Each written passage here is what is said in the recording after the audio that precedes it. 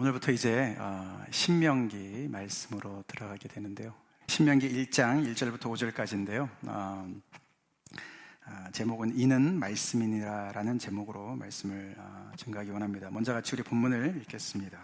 이는 모세가 요단 저쪽 숲 맞은편에 아라바 광야 곧 바란과 도벨과 라반과 하세롯과 다사합 사이에서 이스라엘 무리에게 선포한 말씀이니라. 호렙산에서 세일산을 지나 가데스 바네아까지 10하루길이었더라. 40째 해 11째 달 그 달 첫째 날에 모세가 이스라엘 자손에게 여호와께서 그들을 위하여 자기에게 주신 명령을 다 알렸으나 모세가 헤스본에 거주하는 아모리 왕 시혼을 쳐 죽이고 에드레이에서 아스타롯에 거주하는 바산 왕 옥을 쳐 죽인 후라. 모세가 요단 쪽 모압 땅에서 이 율법을 설명하기 시작하였더라. 일러스되. 거기까지 보겠습니다. 신명기는 구약의 심장박동이다라는 별명을 가지고 있습니다. 이제 오늘부터 우리 몇 달에 걸쳐서 신명기 말씀을 훑으면서 우리 구약의 정말 심장박동이 되는 그 구약의 생명과 리듬을 정말 가르쳐주는 그 은혜를 우리가 받아 누리길 간절히 기도합니다. 신명기는 예수님도 많이 인용하셨고요, 바울도 많이 인용한 이 신약에도 굉장히 영향을 많이 미친 책이죠. 오늘 우리가 읽은 1절부터 5절까지가 신명기의 서문이 됩니다.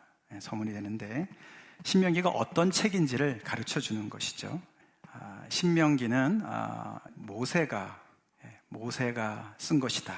모세가, 오늘 본문에 보면 모세가 이렇게 시작하죠.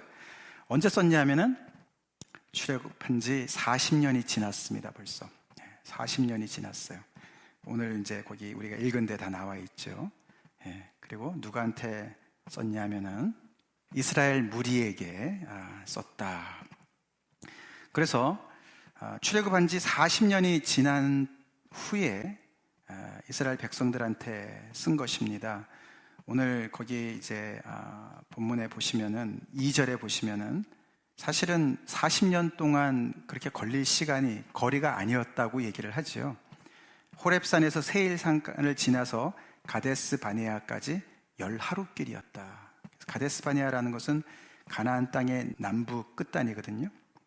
그래서 여러분들 우리가 사실 민수기 이야기는 건너뛰었기 때문에 이 이스라엘 백성들이 어떤 상황에 이제 이렇게 40년이 지났는지를 여러분들이 이게 그냥 성경 상식으로 아셔야 되는 건데 10하루길을 38년이 걸려서 오게 된 거죠. 그래서 아시다시피 이제 이 이스라엘 무리는 출애굽, 애굽을 탈출한 1세대들이 아니고 1세대들은 광야에서 다 죽었고 차세대, 그 다음 세대들입니다. 모세가 120살이 거의 돼가지고 이 차세대 무리들한테 이야기를 하고 있는 것입니다. 어디에서 얘기를 하고 있냐면은 요단 저쪽 모압 땅이다 그랬습니다. 즉 요단강을 경계로 해서 동쪽에 모압 땅이 있습니다. 그래서 이제 가나안 땅으로 들어가기 일보 직전에 가나안 땅을 바라보면서 모압 평지에서 모세가 이야기를 했다. 무엇을 얘기했냐? 무엇을 얘기했냐면은 1절에는 말씀들, 이는 모세가 말씀, 선포한 말씀이다 이렇게 얘기합니다. 1절에는 말씀들이라고 나오고 3절에는 여호와가 주신 명령이다. 또 5절에는 이 율법이다. 그래서 모세가 하나님께 받은 명령을 이 백성들한테 율법을 다시 선포하고 알리고 설명한 것이 신명기다. 이렇게 정리가 될 수가 있습니다. 그래서 이 이스라엘 무리들은 사실 실패한 공동체입니다. 실패의 아픔을, 기억을 가지고 있는 공동체이죠. 그 사람들한테 모세가 다시금 율법을 이야기하는 것입니다. 그래서 이제 이름이 신명기는 이제 듀르라놈이라고 영어로 되어 있습니다. 그죠? 그거는 사실 이제 17장 18절에 가보면은 이 율법의 등사본, 이제 카피본 이런 표현이 나오는데 그거를 이제 헬라어로 표현한 거예요. 우리가 영어에는 듀라롬이라고 나오지 않습니까? 근데 그게 원래 의미가 듀로라는 게 이제 두 번째라는 뜻인데요. 노미가 이제 로잖아요. 그래서 두 번째 로다, 두 번째 율법이다. 그런 의미를 가지고 있는 것입니다. 근데 이 명칭은 조금 문제가 있어요.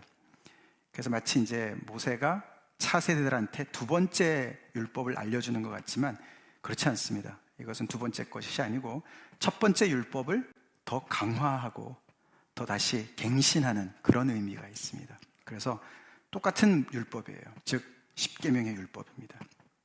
그래서 히브리 성경의 제목이 더 맞다라고 볼 수가 있습니다. 그게 제목 이름이 알레 하데바림이다. 그게 이제 These are the words 그런 뜻인데요. 이는 말씀이다. 이제 그렇게 오늘 제목을 번역하는 거랑 똑같습니다. 알레 하데바림. 그래서 신명기라는 이야기보다 이는 말씀. These are the words. 이는 하나님의 말씀이다. 말씀들이다.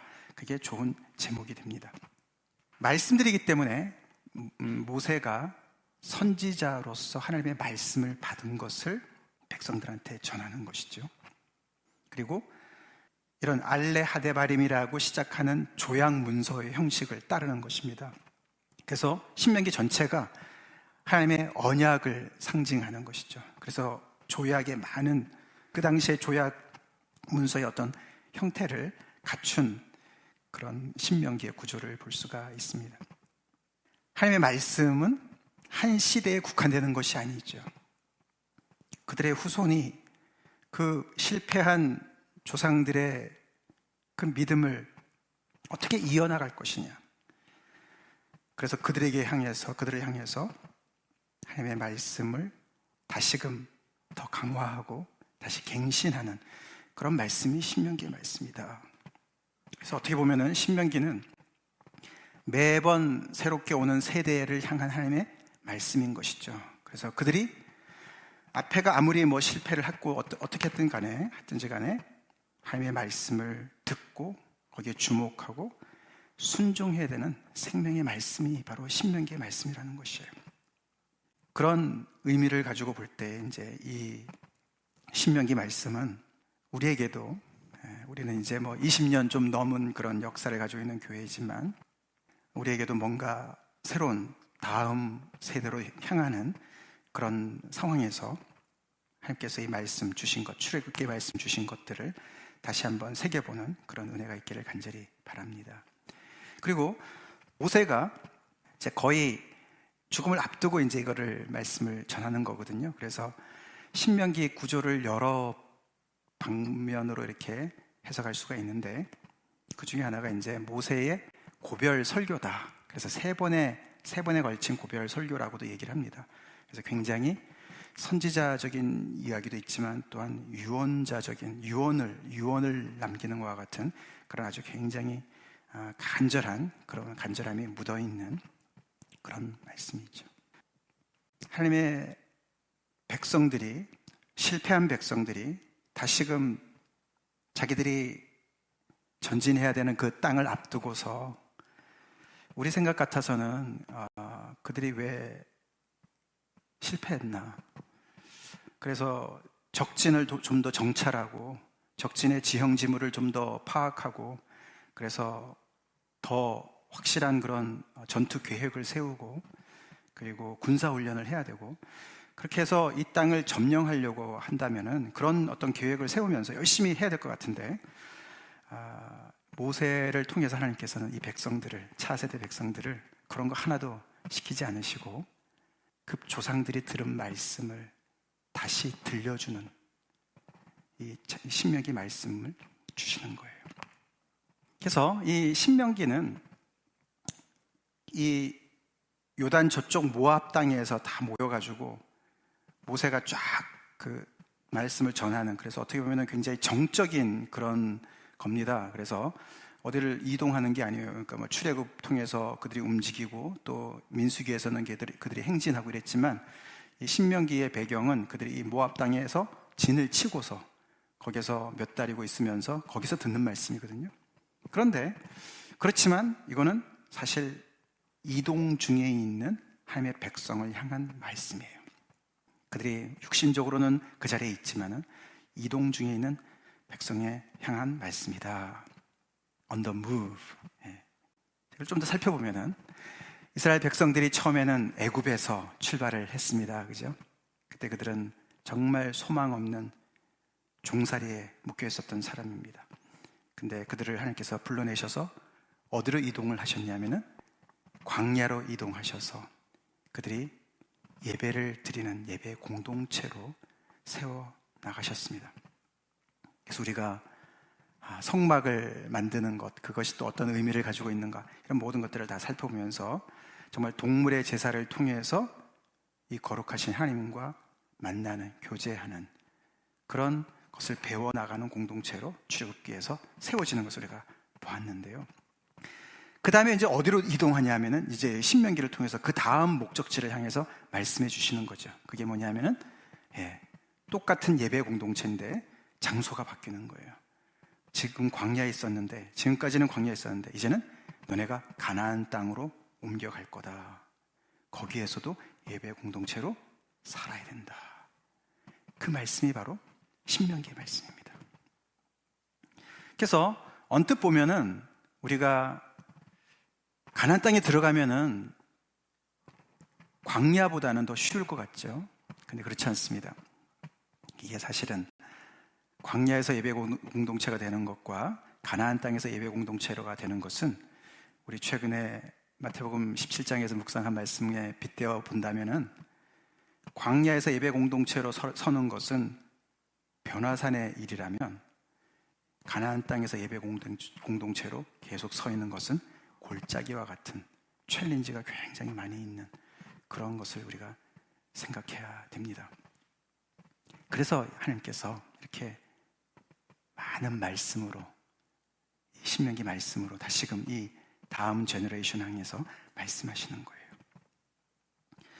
언뜻 보면 그렇지 않습니까? 광야가 더 힘들지 않아요? 그죠? 그래서 광야에서 정말 아무것도 없는 데서 예배를 드리는 것이 더 어려울 것 같고, 그래도 좀 더 풍족하고 살만하고 그러기 때문에 하나님께 더 예배를 드리기가 쉬울 것 같은데 아닌 것이죠. 예수님께서 베드로, 야고보, 요한을 데리고 변화산에 올라가셔서 그 변화된 모습으로, 영광스러운 모습으로 제자들한테 보여주시고, 그러니까 베드로가 너무 좋아가지고 여기다가 초막을 세 개를 짓고 우리 여기 있읍시다. 이스라엘 백성들도 광야에서 하나님의 영광을 보았습니다. 시내산에 임하는 영광을 보았고 성막에 임하는 하나님의 영광을 보았습니다. 그들이 모든 성막을 제조가 끝냈을 때 하나님의 놀라운 영광이 구름으로 그들을 가리우면서 그 앞에 나타나는 것을 다 보았어요. 그들은 거기서 가난했지만 동물의 제사를 드리면서 하나님께 온전한 예배를 드리는 그런 사람들로 거듭나고 있었어요.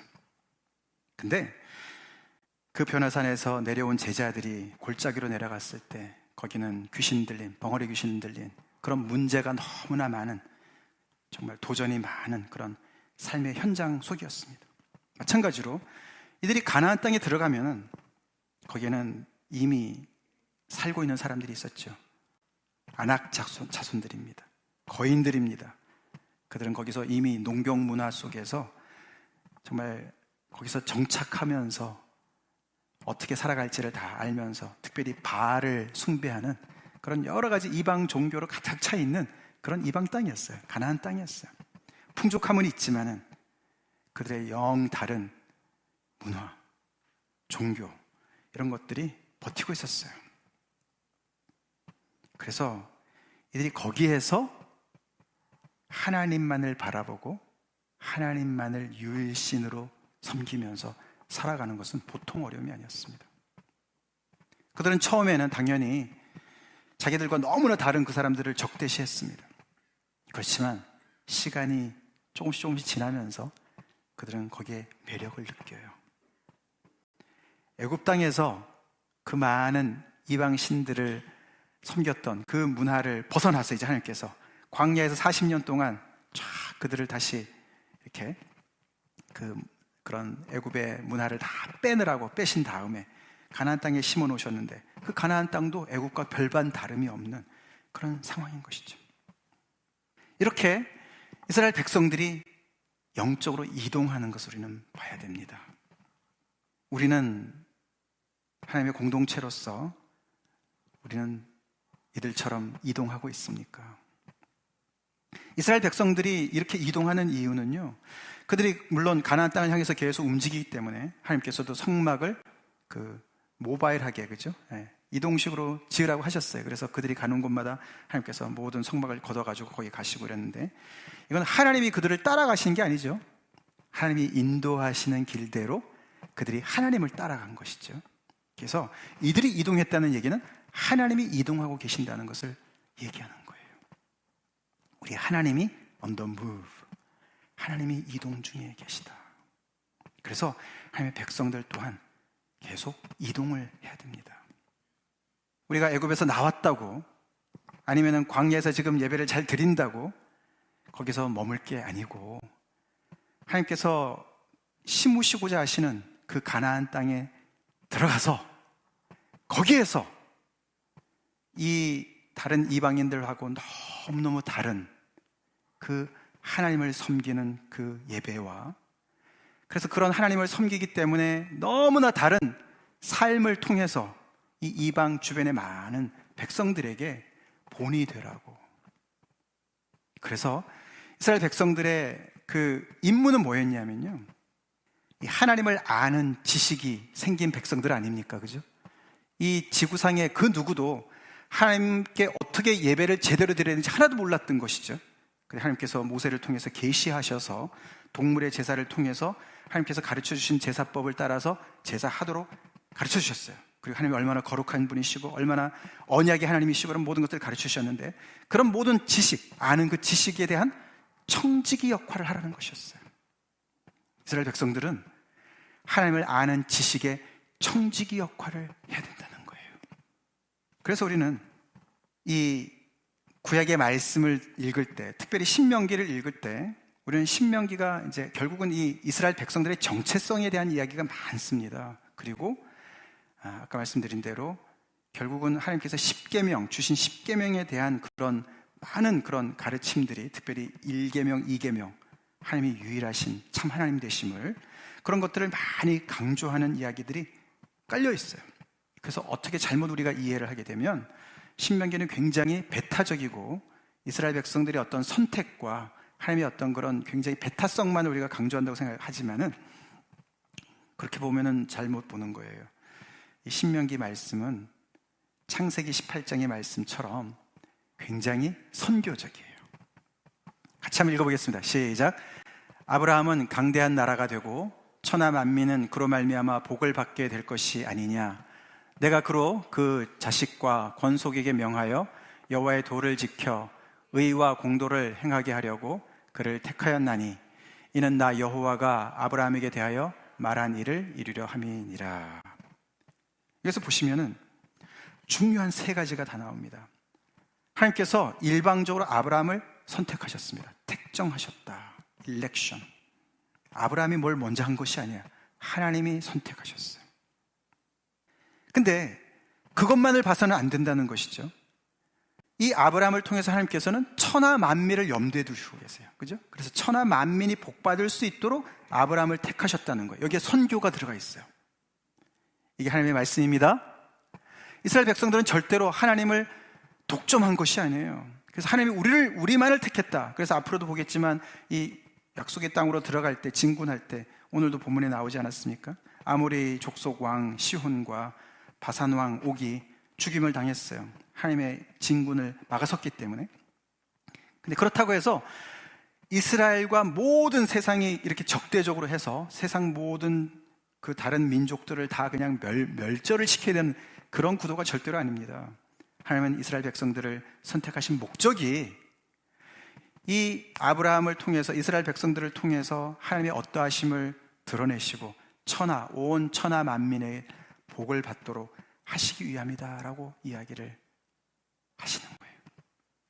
그래서 이 신명기 안에서 이 민족들, 이방 민족들, 이스라엘 백성들 말고 다른 민족들이요, 두 가지 기능으로, 역할로 나오는데, 첫 번째는 이스라엘 백성들이 피해야 될 어떤 그런 도전 내지는 덫이에요. 덫. 그래서 아까 말씀드린 대로 종교적으로 이방 문화에 쩌들어 있는 사람들이기 때문에 이 사람들이 섬기는 신도 같이 섬기면서 야훼 하나님도 같이 섬기는 종교 혼합주의에 빠질 수 있는 그런 유혹을 제공하는 사람들인 거예요. 그래서 굉장히 경계해야 되는 사람들로 나오기도 하지만, 또 한편으로는요, 저 뒤에 가보면은 증인들로도 나와요. 증인들. 이 사람들이 보는 거예요.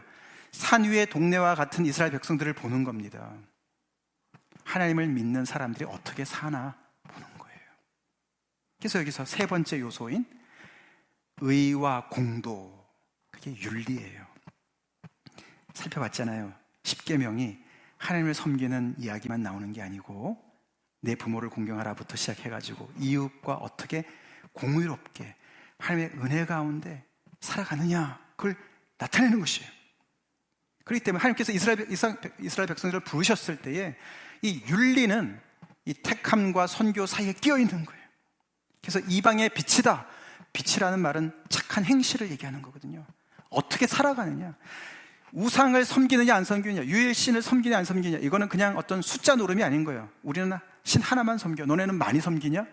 하나와 많다, 이 차이가 아니고 유일신 참 하나님, 생명의 근원이신 하나님을 섬기느냐, 아니면 그런 생명의 하나님을 모방하는 껍데기를 섬기느냐.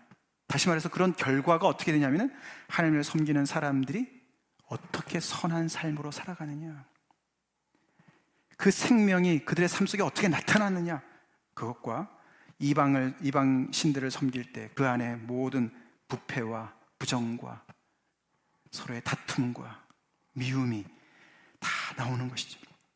그렇게 살아가느냐, 이런 문제인 것이죠. 마지막으로 한 구대 보겠습니다. 한 구대 더 보겠습니다. 출애굽기 같이 읽겠습니다.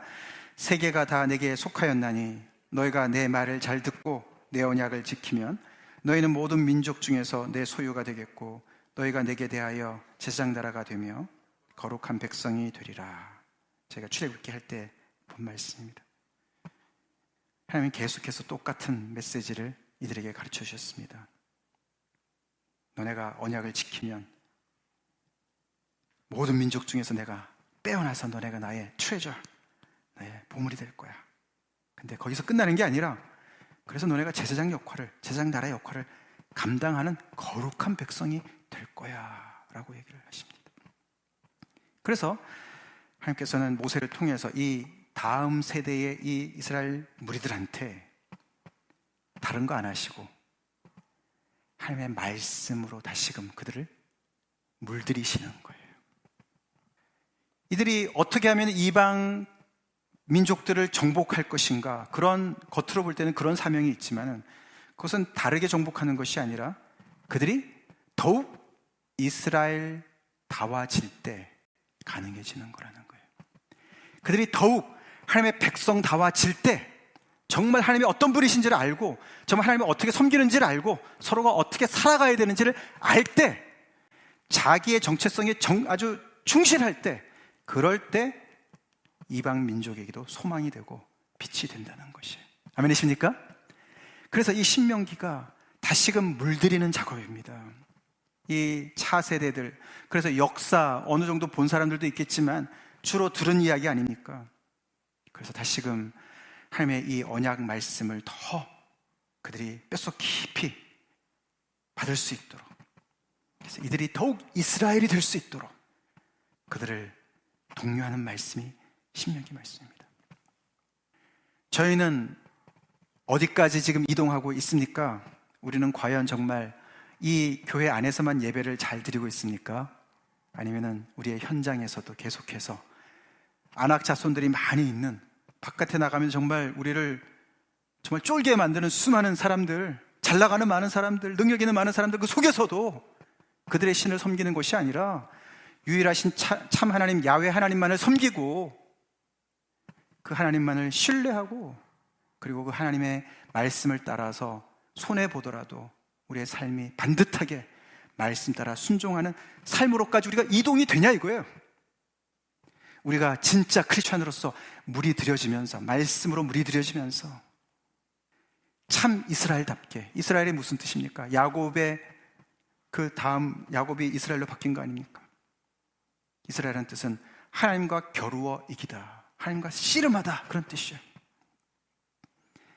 우리 세상의 그 어떤 것으로도 씨름하지 말고, 사람하고도 씨름하지 말고, 문제와도 씨름하지 말고 하나님과 씨름하라는 거예요. 하나님의 말씀 가지고 씨름하라는 거예요. 아멘이십니까? 이 하나님의 말씀, 그래서 이 정말 하나님이 어떤 분이시고 그 하나님께서 우리 한 사람 한 사람들을 어떻게 빚어나가기를 원하시는지, 그리고 우리 가운데 어떤 윤리로, 어떤 정말 삶의 바른 자세로 서로를 대하고 섬기고 하나가 되는 공동체로 설 수 있을지, 그것이 이 신명기 말씀을 통해서 구구절절히 나오게 되고, 그래서 우리의 심장을 뛰게 할 거라는 말씀이죠. 그래서 기대하고 다 같이 또 말씀을 기대하면서 우리가 하나님 앞에 나가길 간절히 바랍니다. 다 같이 기도하시겠습니다. 오늘은 신명기 말씀의 서문이 됩니다. 서론이 됩니다. 우리가 다 아는 말씀 같아도 모세를 통해서 다시 들려주는 이 말씀, 십계명의 그 중심되는 말씀 우리가 들으면서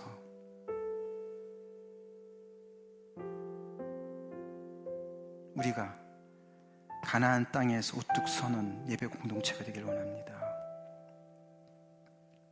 그러기 위해서 말씀으로 저를 더 물들여 주십시오. 복음으로 완전히 물들어지게 해주십시오. 하나님 한 분만을 모시고 살아가는 삶, 그래서 우리가 하나님께 택함 받은 족속들인데 얼마나 나는 선교적인 자세를 가지고 우리의 삶으로 그 복음을 살아내고 있느냐, 이런 도전이 담겨있는 말씀이 신명기 말씀입니다. 아직도 변화산에서 머물고 계십니까? 거기도 은혜의 자리지만 우리는 사명의 자리로 가야 됩니다. 이 교회가 가나안 땅에 우뚝 서야 됩니다.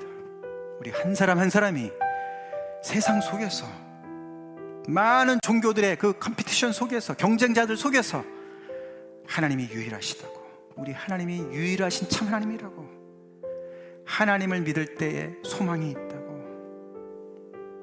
하나님을 믿을 때 삶의 질서가 회복이 된다고, 참 인간다워진다고 얘기할 수 있어야 되는 것이죠. 이런 교회가 될 수 있도록 하나님께 기도합시다. 우리 한 사람 한 사람이 이동하시는 하나님을 따라서 계속 이동할 수 있기를 소망하는 기도합시다. 다 같이 기도하시겠습니다.